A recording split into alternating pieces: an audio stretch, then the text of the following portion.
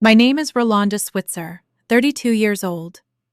8 years ago, my family buried me while I was still breathing. They did not hold a funeral, did not lower a casket, did not carve my name into stone. They simply looked at me across our kitchen table and decided I was no longer their daughter, no longer Kai's sister, no longer someone worth believing. Back then, I was 24, living at home while finishing my engineering degree and working part-time at a local garage. I was tired most days, always smelling faintly of motor oil and coffee, always trying to convince myself that one more semester, one more shift, one more sleepless night would get me closer to a better life. My younger brother Kai was 22, charming in that effortless way people forgive too easily. He had been dating Anita for about a year and a half, and my parents adored her like she had been delivered straight from heaven with a ribbon around her neck. Anita was pretty, polished, soft-spoken when adults were listening. She knew exactly when to smile, when to touch my mother's arm, when to call my father "sir" in that sweet little voice that made him laugh. My mom used to say, "Kai is lucky. Girls like Anita don't come around twice." I never said much, but something about Anita always felt rehearsed. I had seen her snap at waitresses, roll her eyes at cashiers, and once, outside a restaurant, I heard her tell Kai, "Your sister acts like she's smarter than everyone because she fixes cars and reads blueprints." Then she noticed me behind them and smiled like sugar melting on a blade. Kai worshipped her. He skipped family dinners if Anita had a headache. He canceled plans if she suddenly needed him. If she wanted silence, he became quiet. If she wanted attention, he performed. I wanted to shake him sometimes, but he was my brother. I thought love would teach him eventually. The day my life cracked open started like nothing. Kai was moving some furniture from his apartment to a new place, and I was supposed to help around 3. Around 1:30, he texted me that his car was acting weird and he might be late. Anita would be there, he said. I could start packing smaller things. He had given me a spare key months before, so I grabbed coffee, drove over, and parked outside his building at 1:45. The hallway on the 3rd floor was silent. I remember that detail because later, in my nightmares, it was always too silent. I reached Kai's door, heard muffled voices inside, and thought Anita was on the phone. I unlocked the door and called, "Hey, it's me!" because I did not want to scare her. Then I saw them. Anita was against the living room wall, her fingers twisted in Alan's shirt, his hands on her waist like he had been there 100 times before. Alan, Kai's friend from college. Alan, who ate at our parents' table. Alan, who called my brother family. "What the hell?" I shouted. They tore apart. Anita's face went white first, then red, then something worse. Calculating. Alan stepped forward like I was the intruder. "Rolanda," he said breathless, "you need to leave." I stared at him. "Kai is my brother. What are you doing in his apartment with his girlfriend?" Anita began crying, not softly, not naturally. She collapsed into it like a curtain dropping. "Please don't tell him," she sobbed. "Please, Rolanda, please." I was furious, but I was not cruel. I told her to stop crying and explain herself. That only made her louder. Alan kept saying, "Leave, just go." Like I had walked into their secret and become the danger. Finally, I said, "Fine, I'm calling Kai." I left shaking with anger, already rehearsing the sentence no sister ever wants to say. "Your girlfriend is cheating on you." By evening, Kai called me first. He was screaming so hard I barely understood him. "What did you do to Anita?" I froze. "What?" "She told me everything, Rolanda. Alan saw it. How could you?" The room tilted. Anita had called him after I left and claimed I came over while she was alone, cornered her, forced myself on her, and threatened her when Alan walked in. Alan backed her up.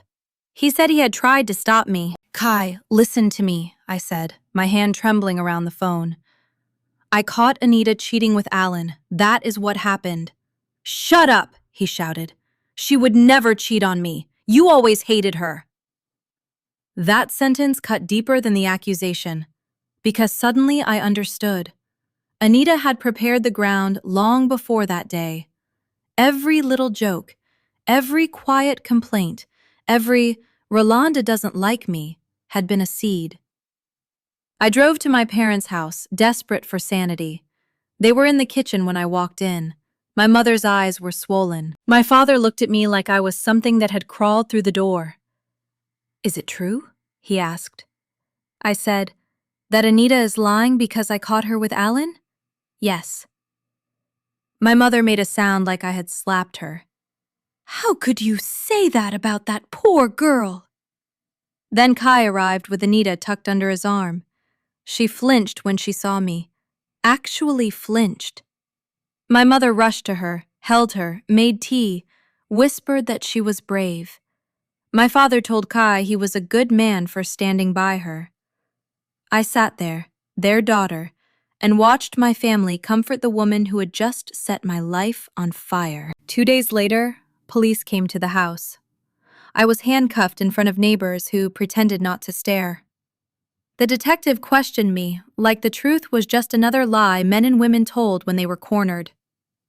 My school suspended me. The garage fired me. Friends stopped answering. People whispered in grocery aisles. Kai would not look at me unless it was with hatred. For 6 weeks, I lived inside a nightmare. Anita performed trauma whenever I entered a room. Kai guarded her like she was made of glass. My parents asked if maybe I was confused, if maybe I should tell the truth before it got worse. Only my friend Jensen believed me. He came over, sat beside me and said, "I know who you are." Eventually, the case collapsed. Alan's story changed too many times. Anita's timeline did not match. Phone records contradicted her. The charges were dropped. I thought my family would run to me. I thought my mother would cry into my shoulder. I thought my father would say, "I'm sorry, baby, we should have believed you." Instead, he said, "Just because they couldn't prove it doesn't mean nothing happened." That was the moment I stopped being their daughter. 2 weeks later, I overheard my parents whispering in the kitchen. My mother said Anita was uncomfortable with me in the house. My father said, maybe it was time I found somewhere else to go. So that night, I packed everything I owned into my car. I left a note on the counter, "Don't look for me." Then I drove away from the only family I had ever known, carrying nothing but clothes, shame I did not earn, and a truth nobody wanted. Montreal did not welcome me with open arms. It welcomed me with freezing wind, unfamiliar streets, and a language I barely understood. Looking back now, I think that was exactly what I needed. Everything was different enough that nobody recognized me. Nobody whispered when I walked past, and nobody looked at me like I was a criminal pretending to be innocent. For the first few months, survival was my only goal. I rented the cheapest studio apartment I could find, in a neighborhood where the walls were so thin I could hear arguments through them every night. The place barely fit a bed, a tiny table, and a hot plate, but it was mine. No one could tell me I was making anyone uncomfortable. No one questioned whether I deserved to be there. Construction work paid the bills. It was exhausting, dirty, and left every muscle aching. But there was something comforting about building walls instead of watching my own life collapse. The men on the crew judged me by whether I showed up on time and pulled my weight. They did not care where I came from. For the first time in months, I existed without defending myself. The nights were harder.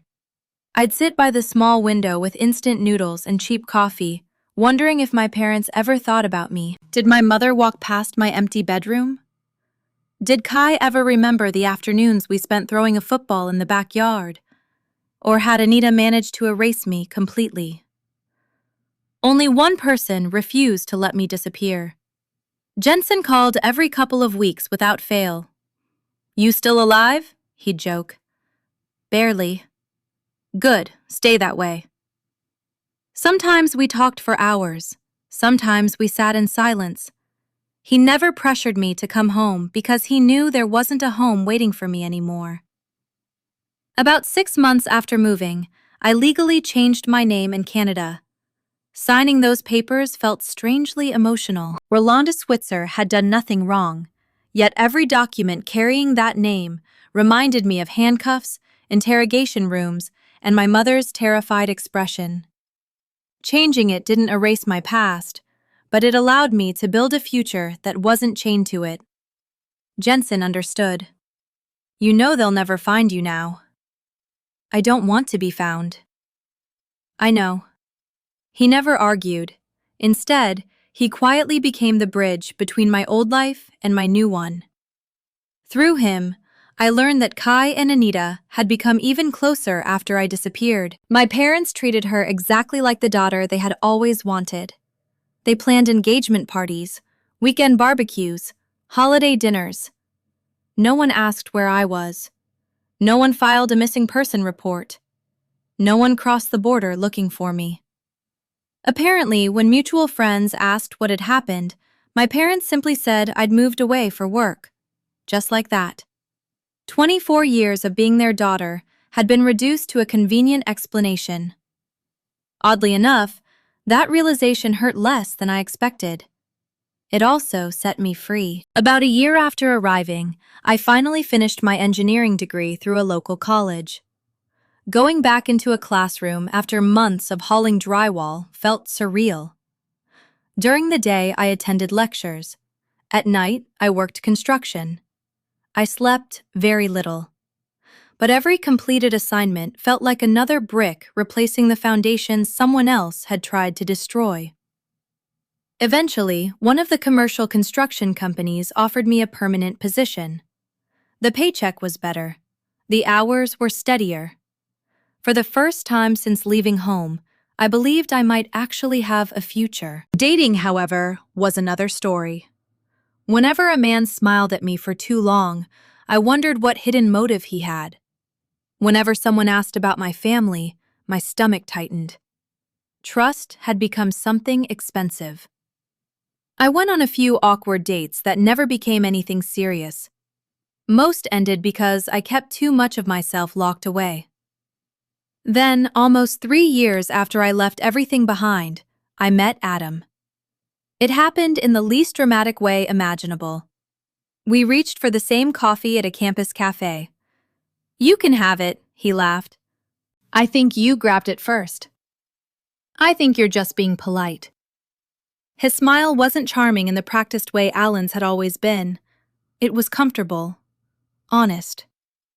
We ended up talking for almost an hour. Adam was finishing graduate school while working weekends. He listened far more than he spoke. When conversations became quiet, he never rushed to fill the silence. That alone made him different. We started seeing each other slowly, very slowly. Months passed before I even admitted I had family. Almost a year passed before I finally told him why I no longer spoke to them. I expected disbelief, questions, suspicion. Instead, Adam reached across the table, squeezed my hand, and quietly said, "Rolanda, they failed you." I blinked. That's it? What else is there to say? They believed a lie instead of believing their daughter. No hesitation, no doubt, just certainty. I didn't realize how desperately I needed someone to believe me without asking for proof until that moment. Adam became my safest place. His family welcomed me with the same effortless kindness. His father insisted I help him barbecue every Sunday. His mother refused to let me leave without leftovers. Family dinners weren't performances. Nobody competed for approval. Nobody manipulated conversations. People apologized when they made mistakes. The first time I saw Adam's parents disagree, they actually talked it through. No shouting, no choosing sides, no destroying someone's life because believing them was inconvenient. Driving home that night, I cried in the passenger seat. Adam reached over. What's wrong? I didn't know families could be like yours. He didn't answer immediately. Instead, he intertwined his fingers with mine. They should all be. Not long after, we found out I was pregnant. Twins, a boy and a girl. I remember staring at the ultrasound, unable to speak. For years, I believed my family's story had permanently broken something inside me. Instead, 2 tiny heartbeats proved there was still so much life waiting ahead. When our children were born, everything changed. Holding my son for the first time, I promised silently that no one would ever convince him his mother didn't love him. Holding my daughter moments later, I made another promise. If the entire world accused her unfairly one day, I would stand beside her until my last breath, no matter what.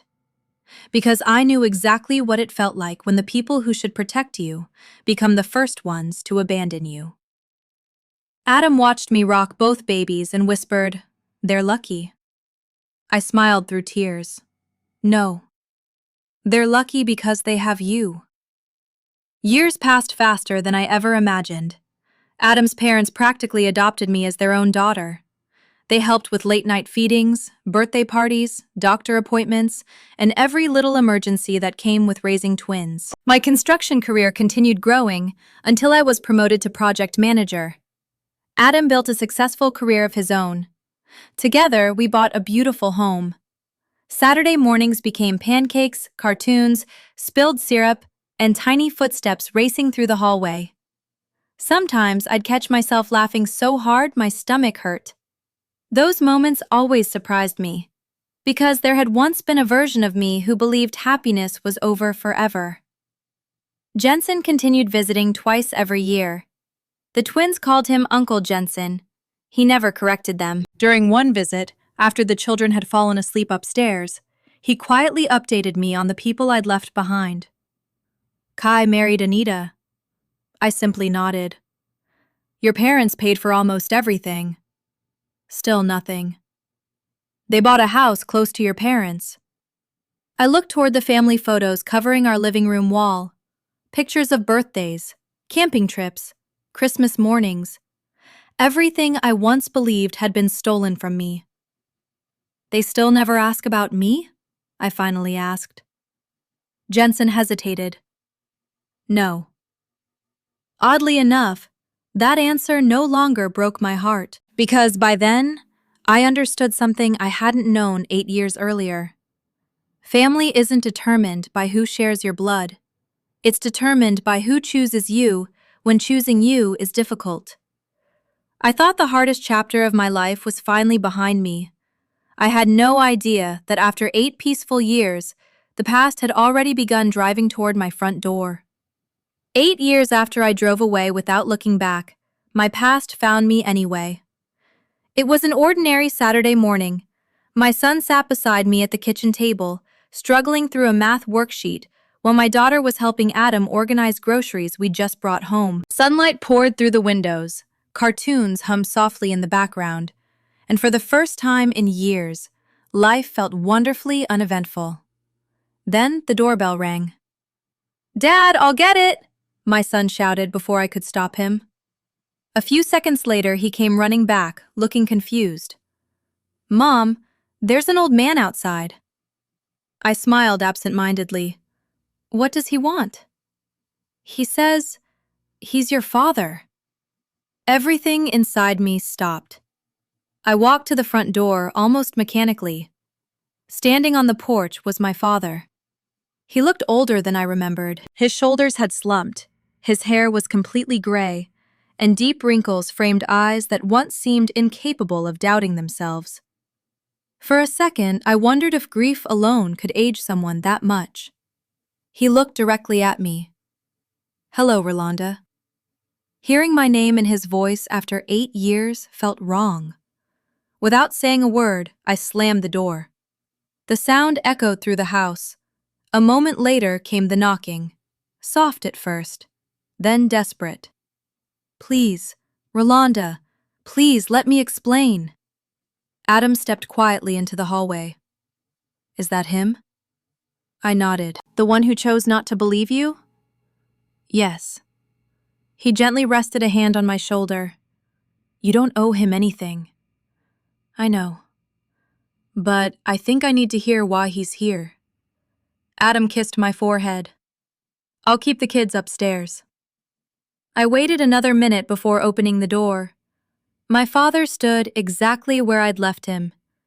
His eyes immediately wandered across our home. Family photographs covered nearly every wall. Vacation pictures, school artwork, Christmas mornings, birthdays. Evidence of an entire life he had never been invited to witness. You've built something beautiful, he whispered. I built it without you. He lowered his head. I know. We sat across from one another in my living room. Neither of us spoke for almost a full minute. Finally, he took a long breath. We found out the truth. My expression never changed. What truth? About Anita. For the first time in years, I heard her name without feeling anger, only distance. He explained everything. About 6 months earlier, Kai had begun noticing changes. Anita guarded her phone obsessively. She invented late meetings. Weekend errands became mysteriously longer. Business trips appeared without warning. Kai eventually followed her. Instead of attending a book club like she'd claimed, she met Alan. Not once, repeatedly.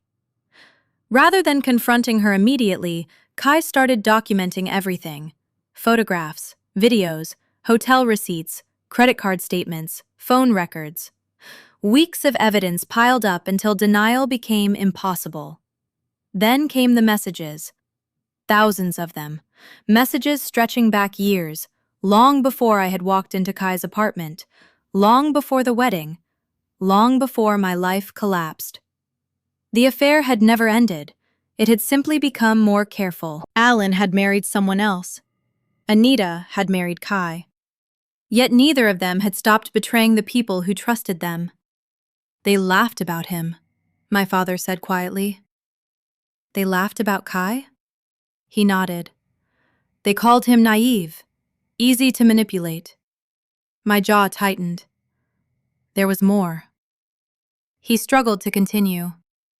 They talked about the day you walked in. The room suddenly felt colder.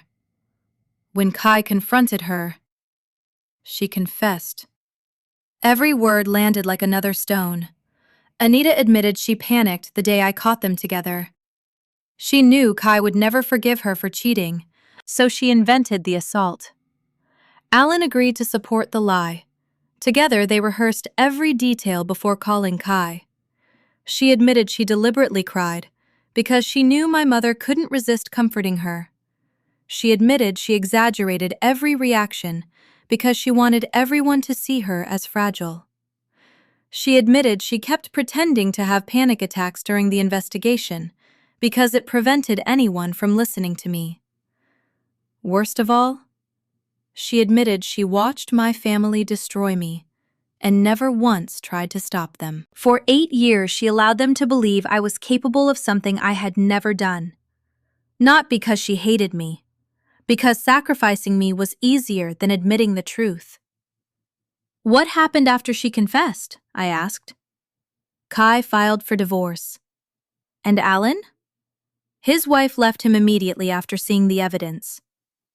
Silence settled again. Finally, I looked directly at my father. And where were you during all this? He swallowed hard. I kept thinking about the day you begged us to believe you. I didn't answer. There isn't a single excuse I can give. No. There isn't. Tears rolled slowly down his face. We failed you. You abandoned me. We did. You watched police arrest your daughter. I know. You watched me lose school. He nodded. My job. Another nod. My entire future. His shoulders shook. I know. No, I replied quietly. You know now. He couldn't argue. Instead, he reached into his coat pocket and pulled out an old envelope. Inside were photographs, pictures of Kai, pictures of my mother, family holidays, Christmas dinners, birthday celebrations. There was not a single picture of me. I brought these because, he began. Because you wanted me to see what I missed? He shook his head. No. He handed me one photograph. I wanted you to see what we destroyed. I studied it. Kai stood beside Anita wearing matching Christmas sweaters while my parents smiled proudly between them. A perfect family portrait. Except their daughter had already been erased. I set the picture back on the table. I don't feel jealous. You don't? I feel sorry for the woman in that photograph. He frowned. What woman? My mother. He looked confused, the woman smiling beside the person who destroyed her family.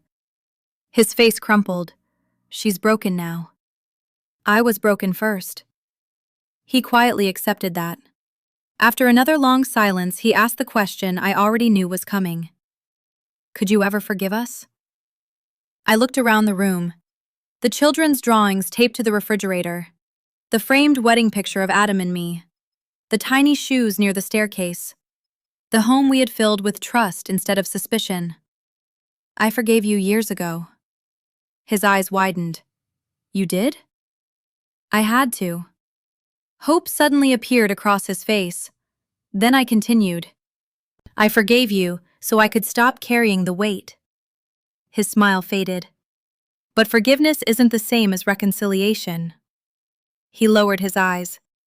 My children already have grandparents. They're wonderful people. They taught my kids what unconditional love looks like.